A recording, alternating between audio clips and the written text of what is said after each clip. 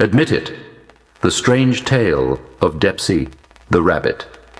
Chapter 16. The Last Normal Day. The morning sun streamed through Chuck's apartment windows, illuminating what looked like a detective's fever dream. Every surface bore evidence of their investigation, photographs connected by string, timeline charts covering the walls, broadcasting equipment schematics spread across the floor like fallen leaves. Chuck bounced between displays with manic energy, his yellow paint practically glowing with excitement. "We've got them, Lucy." He gestured wildly at a massive diagram showing transmission routes converging on a single point. Every single broadcasting signal, every piece of enhancement equipment, every mysterious disappearance. It all traces back to the Playhouse. Lucy perched on the edge of his couch, her porcelain surface reflecting the chaos of evidence surrounding them. Her natural protective instincts warred with genuine excitement as she watched Chuck connect the final dots of their investigation. "You really think this is it?" "Think?" Chuck spun toward her, his perpetual smile wider than she'd seen it in weeks. "Lucy, look at this." He pointed to a technical schematic covered in his excited scribbles. "The broadcasting hub isn't just at the Playhouse. It's under it. Deep under it. If we can document the central transmission facility, we'll have undeniable proof of the entire conspiracy." He grabbed a fresh piece of paper and began sketching frantically. "Captain Drumstick will have to listen when we show him architectural evidence of illegal broadcasting installations. Professor Gosling can testify about the technology. Detective Bones will have his systematic corruption case. It's foolproof." After weeks of feeling helpless against forces they didn't understand, having a concrete target felt like redemption. What about the enhanced performers? Felicia and the others? Once we expose the source, the whole system collapses. Chuck's scientific mind raced through possibilities. No more enhancement procedures, no more forced disappearances, no more... He paused, his expression softened. "No more friends getting hurt because we were too scared to act. The weight of their recent losses, Drake's strange behavior, Detective Bones' growing isolation, the community's gradual acceptance of horror as normal, pressed down on both of them. But today felt different. Today felt like the beginning of justice." Chuck gathered his most damning evidence into a portfolio. "Detective Bones is meeting us at the Playhouse at sunset. We'll have everything Captain Drumstick needs to launch a proper investigation.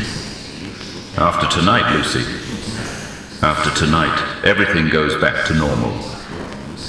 But as she watched Chuck organize his evidence with such hopeful precision, a small part of her wondered if normal was something they could ever really get back. The afternoon found them positioned across the street from the Blame It on the Ink Playhouse, ostensibly enjoying coffee at a sidewalk cafe while conducting surveillance.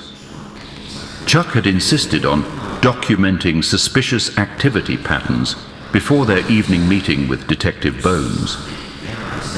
"There," Lucy murmured, nodding toward the stage entrance. "Felicia and Drake." Chuck's attention snapped to the pair emerging from the building. Even from their distant observation post, something seemed wrong with Felicia's behavior. She moved with jerky inconsistency, one moment walking with cold, mechanical precision, the next stopping to touch Drake's arm with genuine tenderness. "Look at her face," Chuck whispered, his enhanced perception catching details that shouldn't be visible at their distance. "It's like she's switching between different people." Drake responded to each of Felicia's personality shifts with confused kindness. When she was cold, he tried to comfort her. When she was gentle, he relaxed into obvious affection. But his enhanced senses seemed to pick up the wrongness around them. His head turned constantly, scanning for threats that existed just beyond normal perception. "Chuck," Lucy's voice carried a note of recognition, "I think I think she's fighting it. Whatever they did to her, part of her is still fighting. Before Chuck could respond, Gus Grumworth appeared at the stage door, his cartoon bulldog features animated with nervous energy. Even from across the street, they could see him gesturing urgently as he spoke to Felicia and Drake. Mr. Mystery wants to see you both downstairs. Chuck's enhanced hearing caught fragments of the conversation. Special meeting, new routine needs work, very important. Chuck and Lucy exchanged glances. This was exactly the kind of suspicious activity they'd been hoping to document. Should we? Lucy began. Absolutely, Chuck interrupted, already standing. This could be our chance to see the operation in action. Real evidence of how the enhancement system works. They abandoned their coffee and crossed the street, timing their approach to arrive at the stage door just as Gus led Felicia and Drake inside. The late afternoon light cast long shadows across the building's facade, and Chuck noticed for the first time how many windows had been bricked over in recent months. I never realized how much they'd been modifying this place, he murmured to Lucy as they slipped through the door. The interior hallways buzzed with more activity than either had seen during normal performance hours. Technicians moved between rooms carrying equipment that looked far too sophisticated for simple cartoon entertainment. Broadcasting arrays, transmission cables, and monitoring devices filled spaces that had once stored props and costumes. This is it, Lucy, Chuck whispered, his excitement barely contained. This is the central hub I calculated. Look at all this equipment. They followed the sound of Gus's cheerful chatter deeper into the building, past levels they'd never known existed. The basement they remembered from storage and dressing rooms extended much further than either had realized, corridor after corridor leading deeper underground. I didn't know the Playhouse had this many levels, Lucy observed, her voice echoing strangely in the extended basement space. Ahead of them, Gus continued his oblivious management routine. Come on, you two, the new routine really needs work. Mr. Mystery specifically requested both of you for this consultation. Chuck's technical excitement grew with each piece of equipment they passed. This wasn't just broadcasting technology. This was a complete transmission and monitoring facility. Cables snaked along the walls like technological veins, feeding into junction boxes that hummed with mysterious energy. But as they descended, Felicia's condition seemed to worsen. Her personality switches became more frequent and dramatic, one moment walking with predatory grace, the next stumbling as if fighting invisible restraints. Drake stayed close beside her, his enhanced sensitivity clearly picking up her distress. Something's really wrong with her, Lucy whispered. Enhanced performers aren't supposed to malfunction like this, Chuck replied, his scientific mind racing through implications. Unless. His analysis was interrupted by the sound of voices from up ahead. Not Gus's cheerful chatter, but something clinical and cold. Chuck grabbed Lucy's arm, pulling her into an alcove between massive transmission arrays. Recruitment efficiency is absolutely abysmal, Dr. Dinglegreen's unmistakable rasp echoed from a chamber just ahead of them. Drake was specifically designed to lure victims through false kindness. His numbers are pathetic. Chuck and Lucy pressed themselves against the wall, hardly daring to breathe. Through a partially open door, they could see into what appeared to be a monitoring station filled with screens and analytical equipment. Dr. Dinglegreen stood with his back to them, addressing Felicia while Drake stood nearby, his enhanced features reflecting confusion and growing alarm. He serves the system adequately, came Felicia's voice, but it carried the flat mechanical tone they'd heard from other enhanced performers. Adequately. Dr. Dinglegreen turned and Chuck caught a glimpse of those needle-sharp teeth. Adequate doesn't expand market penetration. Adequate doesn't increase victim acquisition rates. Adequate doesn't serve the greater design.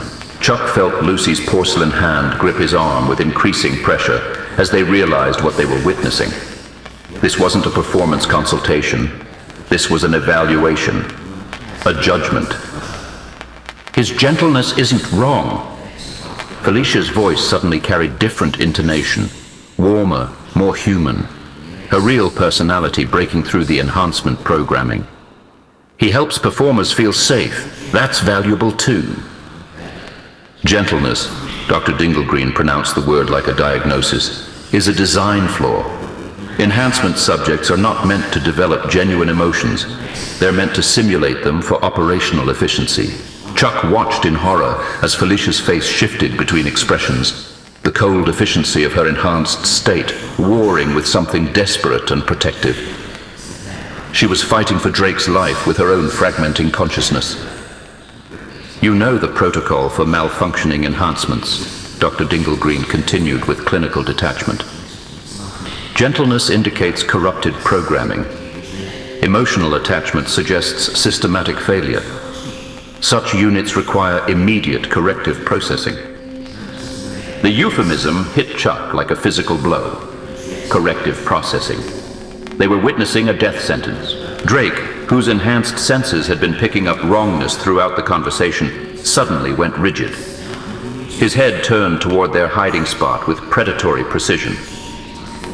"Wait," he said, his voice carrying supernatural awareness. "Someone else is here." Chuck felt his cartoon physics destabilize with terror. Drake's enhancement had given him abilities beyond normal cartoon perception. He could sense their presence, their emotional state, their very nature. "Drake, don't," Felicia began, her real personality trying to protect them. But her enhanced programming reasserted itself with violent force. "Investigate immediately. Report all findings to Dr. Dinglegreen." Chuck grabbed Lucy's hand and pulled her deeper into the alcove, searching desperately for escape. Behind them, they could hear Drake's enhanced footsteps approaching with mechanical precision, while Dr. Dinglegreen's voice carried notes of sinister satisfaction. Enhanced senses don't lie. If there are witnesses to this consultation, they require immediate processing. Lucy spotted it first. A narrow door marked deep storage, authorized personnel only. Chuck tried the handle with trembling fingers, and miracle of miracles, it opened. They slipped through just as Drake's enhanced awareness zeroed in on their location. The door closed behind them with a soft click, leaving them in darkness that felt somehow wrong. Not just the absence of light, but the presence of something that absorbed illumination. "Chuck," Lucy whispered, her voice barely audible. "What is this place?" Around them, barely visible in the unnatural darkness, equipment hummed with energies that made their cartoon physics crawl. This wasn't just storage. This was something else entirely. Something that predated normal entertainment technology. Above them, they could hear Drake's confusion as his enhanced senses lost their trail. Felicia's voice carried through the door, switching between personalities as she tried to explain the false alarm to Dr. Dinglegreen. Chuck and Lucy pressed themselves against the wall of the strange chamber, surrounded by machinery whose purpose they couldn't begin to understand. All they could do was wait, and hope that whatever evaluation was happening above them would end before they were discovered. But in the unnatural darkness around them, equipment continued to hum with patient energy, as if waiting for something to begin. The morning departure from Tumbledown Town felt like a sacred procession. Word of Depsey's pilgrimage to the Blue Lights had spread through the makeshift community overnight, and residents emerged from their debris shelters to watch the expedition's preparation with reverent attention. Depsey stood at the settlement's edge, his yellow shoes planted firmly on ground that shifted between solid earth and cosmic static, depending on the light. The blue glow on the horizon had been calling to him for days, not with sound, but with a pull he felt in his cartoon bones. Today, finally, he would answer. "This is it," he announced to his companions, his voice carrying more hope than he'd felt in 20 years of blood money protection. "I can feel the blue light calling me home. Whatever's generating that signal, It's got to be the way back to the cartoon world. Joko emerged from his makeshift quarters with the possessive energy that had characterized all his interactions since Depsey's arrival. Where others in Tumbledown Town treated the rabbit with worshipful distance, Joko claimed a special relationship. Creator and judge, victim and executor, bound by cosmic significance. "I know the safe path, Depsey," Joko announced, positioning himself as the expedition's self-appointed guide. "Trust only me to lead you to the truth you're seeking." Dr. Moose approached from his laboratory space, antlers hung with an odd collection of measuring instruments and observation tools. But even at a distance, Depsey could see the internal tension that marked his dual personality disorder, the way his posture shifted mid-step, his expression changing from scientific excitement to authoritative control and back again. "Fascinating energy readings already," Dr. Moose called out, his scientific personality dominant in the morning light. "The dimensional resonance patterns intensify exponentially as we approach the source." But mid-sentence, his voice deepened and his stance became more commanding. "Imagine the control this could give us over the rift itself. Master the blue light. Master reality."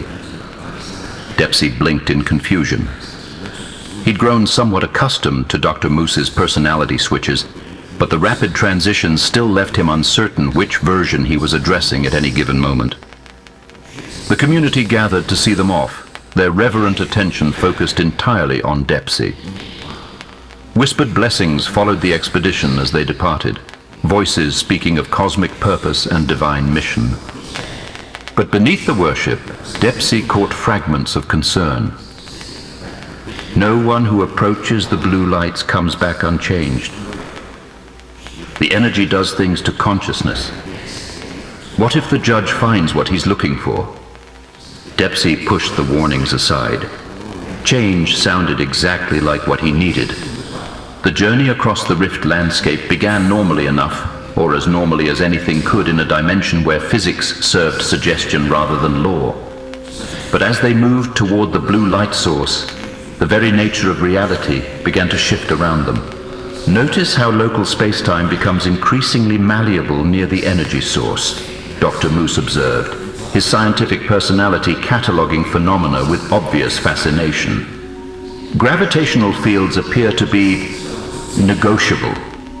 As if to demonstrate his point, a piece of debris from some long-ago elimination, a cartoon bicycle missing its wheels, slowly lifted from the ground and began floating upward, its movement following patterns that suggested intelligence rather than physics. "Don't listen to his theories, Depsey," Joko interjected immediately, his jealousy flaring at any attention Dr. Moose received. "Theories won't keep you safe. I know the practical realities of this place. Trust me to guide you through the dangers." "Dangerous." Mayor Dr. Moose suddenly asserted himself, his voice carrying the authority of someone accustomed to command. "This is the key to mastering our entire reality. Understanding that energy source could give us control over this dimension. Will you stop interrupting my research?" Scientific Dr. Moose snapped back at his own alternate personality. "This requires careful observation, not political ambition." Depsey watched the argument with growing bewilderment. Dr. Moose was literally arguing with himself, switching between scientific fascination and territorial control within the same conversation. Meanwhile, Joko used every personality switch as an opportunity to reinforce his own position as the only reliable guide. "See how unstable he is?" Joko pressed, moving closer to Depsey with obvious possessiveness. "You need someone you can trust, someone who has your best interests at heart." The blue light intensified as they traveled, and with it, the psychological tensions between his companions seemed to amplify. Dr. Moose's personality switches became more frequent and dramatic. Joko's possessive manipulation grew more desperate and obvious, and Depsey found himself caught between competing claims on his attention, all while the blue glow ahead promised the salvation he desperately craved. I can almost see the way home from here, he murmured, his hope building with each step toward the cosmic radiance. But neither of his companions seemed interested in his salvation as much as their own agendas. The journey was becoming less about reaching the blue light and more about who would control Depsey's experience of whatever they found there. As they approached the blue light source, the landscape around them became increasingly fluid. Ground sometimes became sky without warning. Time flowed backward for minutes at a stretch, causing conversations to unhappen and rehappen, with slightly different outcomes. The very air shimmered with energies that made their cartoon physics feel unstable and negotiable. The dimensional resonance patterns suggest a portal mechanism, scientific Dr. Moose announced, his instruments detecting phenomena that thrilled his researcher instincts. This could revolutionize our understanding of interdimensional travel. Depsey, he's filling your head with dangerous ideas, Joko immediately contradicted, positioning himself between the rabbit and the scientist. What you need is practical guidance from someone who cares about your welfare, not abstract theories. Dangerous? Mayor Dr. Moose suddenly dominated, his voice carrying the authority of someone who saw political opportunity in cosmic power. This is the key to mastering our reality. Controlling the blue light means controlling everything. Will you please maintain focus? Scientific Dr. Moose snapped back at his alternate personality. This is a research expedition, not a conquest. Depsey pressed forward, trying to ignore the toxic dynamics developing around him. His companions' psychological issues were becoming more pronounced the closer they got to the blue light, as if the cosmic energy was amplifying their worst traits and deepest conflicts. Both of you, please, he said, his hope for escape making him desperate to maintain group harmony. We're all here for the same reason.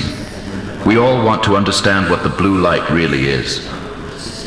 But even as he spoke, Depsey realized that wasn't true. Dr. Moose wanted scientific understanding or political control, depending on which personality was dominant. Joko wanted exclusive possession of Depsey's attention and gratitude. And Depsey himself wanted escape from responsibility for 20 years of murder. None of them were approaching the blue light for innocent reasons. The energy source grew brighter and more hypnotic as they traveled. Reality became so fluid that they occasionally walked on surfaces that weren't there, or passed through solid objects that refused to acknowledge their density. Colors shifted into spectrums that didn't exist in normal dimensions. Sounds carried meanings that bypassed language and spoke directly to their consciousness. Fascinating. No, wait, powerful. No, fascinating. Dr. Moose's rapid personality switching reflected the chaos of energies around them. Depsey, hold my hand. Don't let the others guide you. Joko's desperation reached new heights as cosmic forces threatened his possessive control. And through it all, the blue light called to Depsey with promises of salvation, escape, and return to a world where his crimes could be forgotten and his friendships restored. This is it, he announced as the energy source became visible ahead of them. A massive blue core of swirling light that was both beautiful and hypnotic. This is definitely the way home. But as they crested the final rise and the blue light source revealed itself in full cosmic glory, Depsey caught glimpses of shapes moving within the radiance that didn't look like portal mechanisms. Strange geometries that hurt to perceive directly. Patterns that suggested intelligence rather than natural phenomenon. And from somewhere beyond the light, sounds that might have been voices or might have been screaming, carrying harmonics that spoke of things much more complex than simple dimensional travel. Incredible, unprecedented, revolutionary. Both of Dr. Moose's personalities agreed for once, their scientific and political instincts united in awe. Whatever we find here, Depsey, Remember, I brought you to this moment, Joko claimed with final possessive desperation. Depsey's triumph felt complete as they approached the threshold of the blue light source. I knew it. I can see the portal mechanism. Finally, we're going to understand everything. The blue energy pulsed around them with hypnotic rhythm, promising answers to every question and solutions to every problem. Reality prepared to shatter around them as cosmic truth assembled itself for revelation. But in the depths of the beautiful blue radiance, shadows moved with intelligence that had nothing to do with escape, salvation, or return. And the voices beyond the light carried harmonics that spoke of purposes far more complex and infinitely more terrible than simple dimensional travel. The hope that had sustained Depsey through his journey across the rift was about to meet the cosmic reality of what the blue light actually served. And in a hidden chamber beneath a cartoon playhouse, two friends waited in darkness as the same blue energy prepared to reveal its true nature across multiple dimensions simultaneously. The last normal day was ending, and cosmic horror was about to begin.